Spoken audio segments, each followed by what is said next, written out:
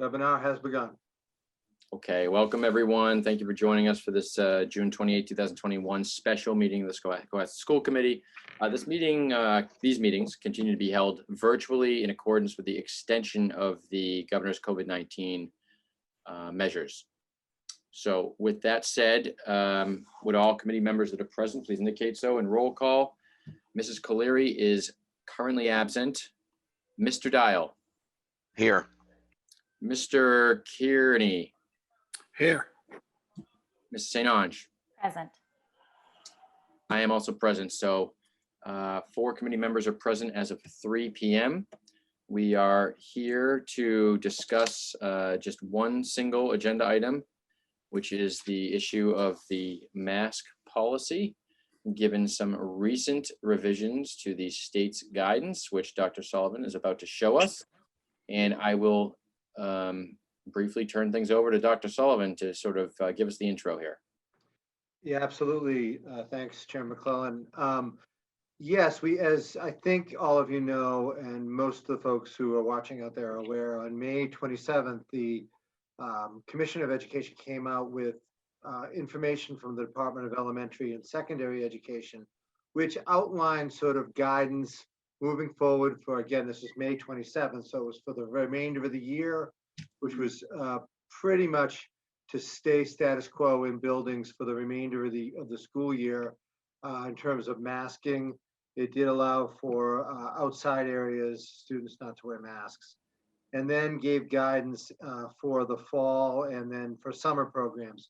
There was a little bit of confusion in some of the wording for summer programs because it wasn't clear if we were to immediately have to follow the guidance that was in place for the spring, which would mean that in our summer programs, kids would be wearing masks as a requirement, or if it was just a suggestion. So on July 19th, I don't mean just a suggestion, I mean a suggestion. And then on July 19th, which was a Saturday, the commissioner clarified in a message to superintendents what he meant by that guidance. And this is quoted and actually copied and pasted right from his clarification.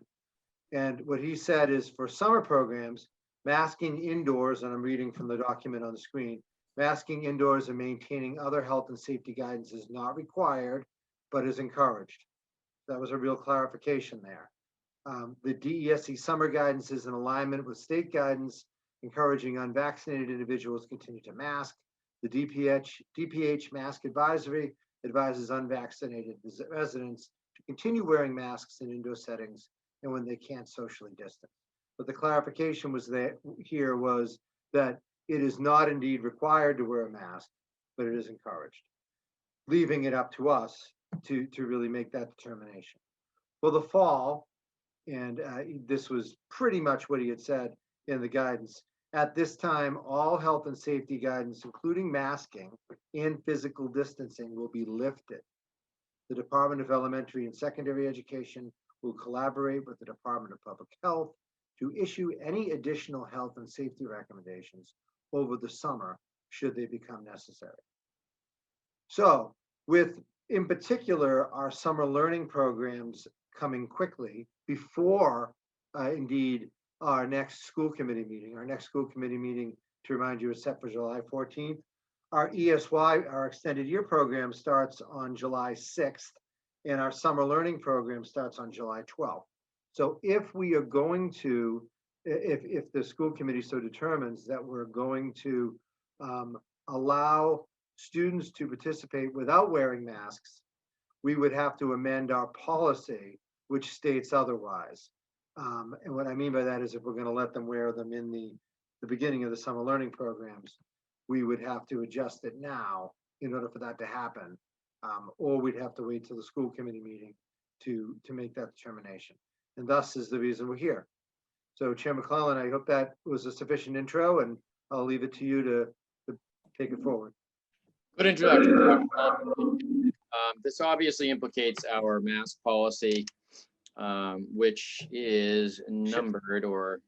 Shall I get the mask policy up there? Well, you know what? Actually, while we're doing that, Dr. Sullivan, I just emailed you a redlined version of it. Okay. And that would be helpful if you could share that, so everyone's working off the same draft. Sure, just bear with me for a second while I get my email Of here. course, yeah, I'm just gonna talk while you do that. It doesn't have to be up right now. Yep. So this obviously implicates policy EBCFA, that's the face covering policy. When we addressed this maybe a month and a half ago, I indicated that I'd like to have this policy drafted in such a manner that it just naturally evolves or adapts to whatever the changes are in the landscape of any sort of health crisis in the future. So we don't have to keep on revisiting this every single time. We endeavored to do that through some revisions. However, the most recent development proved that to be, I think, wanting in terms of some language. So we're going to revisit this for hopefully the last time and make this as living a policy as possible. So Dr. Sullivan is, he is displaying the most recent red line. I sent the committee ahead of this, and Mrs. Caleri had given me some, although she couldn't be here right now, she gave me some just recently some revisions to it.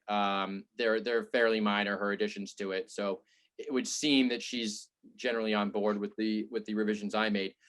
In addition to what you're seeing on the screen, Mrs. Caleri suggested that we, excuse me, let me just bring this thing up, that we struck the language in the first paragraph related to the CDC, and let me just get it up in front of me because I'm, okay. So in the second line, after during, it starts the COVID-19 pandemic and similar. Mrs. Caleri suggested that, and I think it's a good suggestion, that we strike the COVID-19 pandemic and similar. You can just read during public health emergencies. So that's one thing that you're not seeing that Mrs. Caleri did add. And then in addition to that, she added in the, I don't know what number it is, the paragraph, it's the paragraph above the exception paragraph. So it starts with, well, I guess the easiest way to identify is the paragraph under the bullet that says is under the age of 2. So if you scroll down to that bullet, it says is under the age of 2, it's the exceptions. It's that paragraph right under that bullet. It starts exceptions to this policy. And in the second sentence that starts, excuse me, the third sentence that starts, parents/guardians may not excuse their child from, it says the, Mrs. Caleri struck the and added a CDC, comma, Mass DPH or DESE mandated face mask requirement by signing a waiver. So that was her, she added a CDC, Mass DPH or DESE mandated. That was the language she added. Aside from that, you're left with the language that was presented to you in the red line that I sent the committee. So what I wanted to do now is just open it up to the committee for deliberation. We'll start as we normally do in alphabetical order. And given Mrs. Caleri's absence, Mrs. Caleri is here. I'm sorry, I've been looking at other screens, so I didn't see that. So excuse me, should I stop share so you can see each No. other? Or? no, that's fine. Just keep that up, Okay. Dr. Sullivan, if you can. Will do. Okay. So Mrs. Caleri is here. So we'll just start with Mrs. Caleri and we can go around and everyone can talk about what they would like to see or not see in this policy. Mrs. Caleri. Hi, thank you. Sorry I'm late. I don't have anything to add. I just wonder if we might want to review the references at the bottom of the policy. I was having a hard time clicking through all of them, but I just wanted to point that out. Because there are some guidance, there's some legal references at the bottom from the CDC. I don't know if they're relevant if we're revising it. I don't know. I would ask the legal professionals on the committee what our course of action should be there. Okay, thank you, Mrs. Caleri. Mr. Dial, anything? Just a substantive question first. Is the substance of this amendment would allow for, given the changing guidance, for masks to be optional for the summer programs and for next year, provided that conditions don't change, and if they do change, the mask policy would change with new guidance from, as defined here, the authorities, and with the superintendent's consultation with the school committee. Is that a fair summary of the policy as amended? I believe so. I think so. Okay, great. I have the one thing, and it's hard without the actual specific words, but I'm wondering in the second revision that you outlined, Mr. McClellan, about the excuse their child from the DSE or required face mask. Since we would be adopting that, I'm wondering if we could just have that just say parents, guardians may not excuse their child from any face mask requirement under this policy by signing a waiver, or may excuse, whichever way we want to end up. But that way we don't have such a clunky reference to other things that may or may not line up with this policy. I think that's a great suggestion. Let's just, so we have, I think, a couple of good suggestions so far from Ms. Cleary and yourself. Let's just get through everyone, and then everyone can sort of comment on these. And I think that's a good suggestion. And frankly, I think Ms. Cleary's suggestion that we just get rid of the references, which were really pertinent or relevant to the pandemic itself. I don't think we need them in the policy. The only thing I might add, Chair McClellan, is that this Massachusetts Department of Elementary and Secondary Education guidelines, that if there's a link, you can just go to you can see all the guidelines. If you're going to keep anything, that might be what you keep, but I can understand if you want to get rid of it, obviously. Just a suggestion. I just think it makes sense to get rid of all of it at this point, but Makes sense. everyone knows where they can find these things. Mr. Dial, anything other than that suggestion you just made? I'd agree with deleting the legal references because we'll be hearkening back to guidance from authorities anyway, and so that legal reference will necessarily change. And so I think that makes a lot of sense. Okay, I'm gonna delete all of that right now. I'm also gonna add in, can you just direct me exactly, that was, can you just repeat what you had said from any, right? You said for Yes. the revision you suggested, Mr. Dial? Yes. Okay, so may not excuse the child from any. I agree. Okay, perfect. So I've added that in, unless anyone has objections, speak up as we're doing these things. Mr. Dial, anything else? Nothing more. Thank you, Mr. Dial. Mr. Kearney, anything? No, I think it's fine. I think it'll be adapted. Are we going to vote on, we're going to vote on this today? Sure Okay. are. Okay. Yeah, no, I'm good with it. Okay. Mrs. St. Ange, what say you? I'm just wondering if we are eliminating specific, like CDC, DESE, DPH references in other parts of the policy. Do we need to think about the short paragraph that introduces our bulleted list where it says any individual may be excused from the requirement from the requirement, should it say for any one of the following reasons per CDC guidance? I don't know if we have to rethink that part.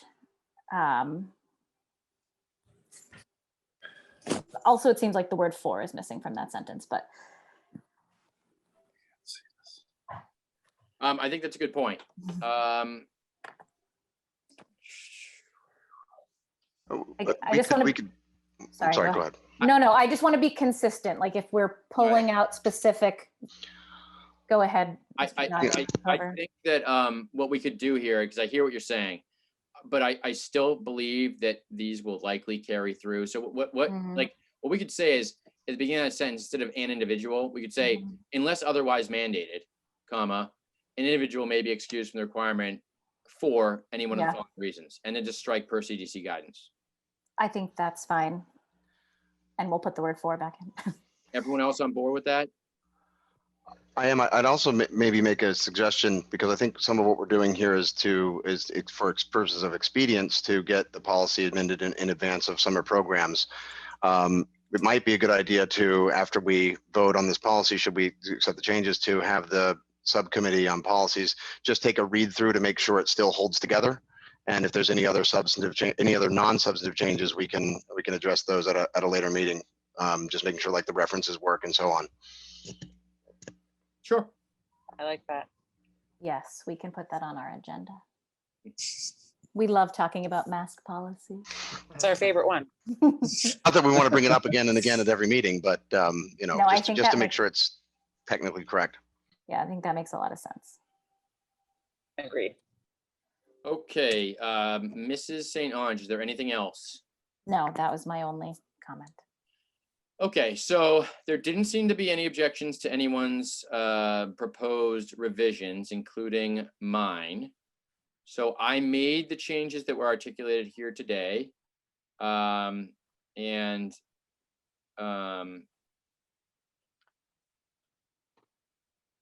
that includes the changes that are displayed by Dr. Sullivan on the screen.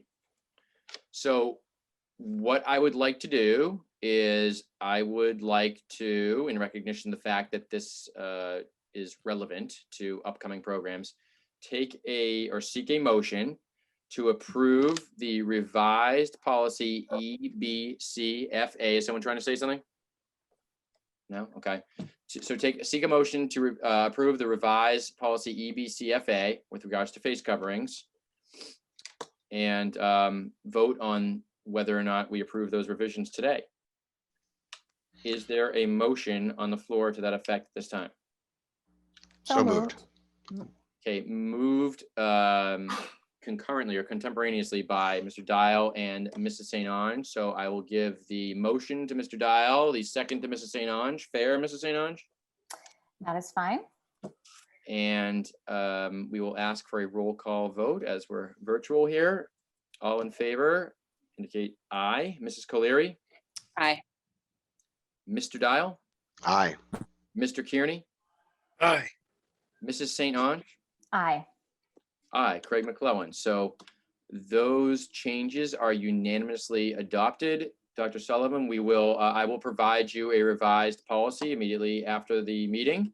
And this is obviously to take effect immediately, so it will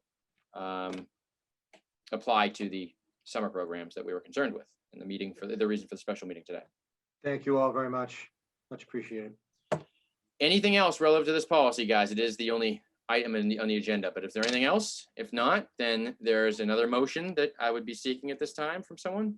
Motion to adjourn. A motion to adjourn has been made by Mrs. Colery. Is there a second to that motion? Second. Seconded by Mrs. St. Ange. All in favor? Mrs. Colery, Aye. Mr. Dial, Aye. Mr. Kearney, Aye. Mrs. St. Ange. Aye. Aye, Craig McClellan. That motion unanimously carries. The motion is adjourned. Thank you guys for being available on short notice at 3 o'clock in the afternoon on Monday. Yes, thank you very much. Thank you. you all You so much. all. Okay, have a wonderful day, everyone. You too. Aye. Bye-bye. Long.